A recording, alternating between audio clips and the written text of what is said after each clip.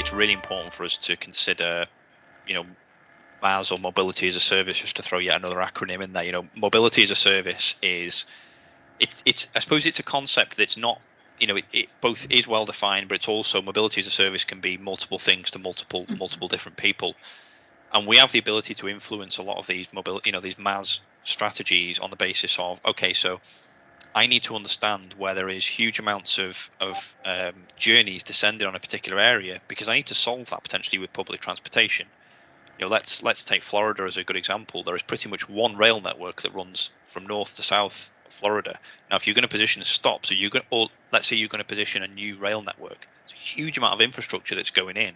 And actually, where do we put the stops? Where do we understand where potentially ride sharing is a concept now? So, a lot of shuttle buses that run throughout the US. Again, you need to understand, how can I limit 15 individual journeys, with one potential shuttle? And again, these are the types of concepts we start to get into. Yeah, I think it's a good point. Again, to bring the pandemic element into that as well, in terms of, who knows what the full impact of that would be, but Wejo's data over the course of years prior and the year of, we can start to understand the model of, well, people, as we can all imagine, reduce the usage of mobility as a service, because again, is that a safety aspect in that, in terms of people's comfortability to share it with other people? And what does that mean then in terms of, do people fall back into a mode of more travel one-to-one with a vehicle? What is the purpose of that trip? From, I think you talked about it, Matt, in some of your playthrough earlier, that we can understand the origin. I think it was yourself actually, Steph, understand the origin of where they came from. What time of day, what day have they travelled into downtown for a concert? Have they travelled down into a football game? Is it for work commute? We can start to provide all that kind of insight, and how that's very much different from subject to subject almost. Yeah, I think tackled. So yeah, and I think being able to overlay this data with the likes of POI data to understand those trends, over multiple different locations, like I say, it gives another level of insight.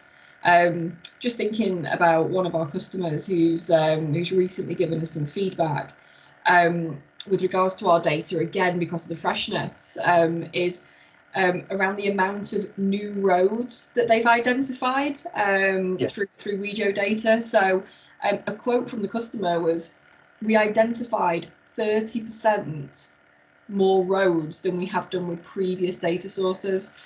Because as soon as that road opens, you have a connected vehicle driving down that road, it identifies it immediately.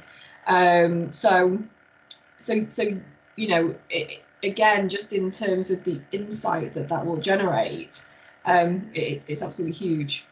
I think that's a good point again in itself, Steph, that, traditionally, like, mapping companies would need to send out a specific fleet through a specific area to try and find it. I guess Wejo's data being always active, where the vehicles go, we typically see the data, and, we can talk about our coverage as sort of 99.99% of interstate and 95% of the all US road network. You think about that as on Wejo's data set grows, the amount of vehicles that we have grow, you further sort of identifying those new locations quicker and quicker and quicker.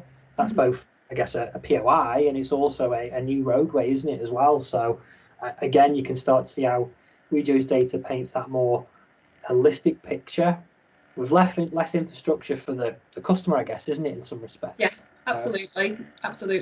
I mean, and that's one of the big things, again, that the Wejo data can support with is the scalability. I think you talked about this earlier on in the session, just in terms of how many different locations can be analysed at a reduced cost, because of not having to implement a lot of infrastructure. So storing Wejo's data, in the cloud, as an example, and running analysis on it in that way can save an awful lot of time and money and effort, and also allow certain entities to make the right decisions very quickly.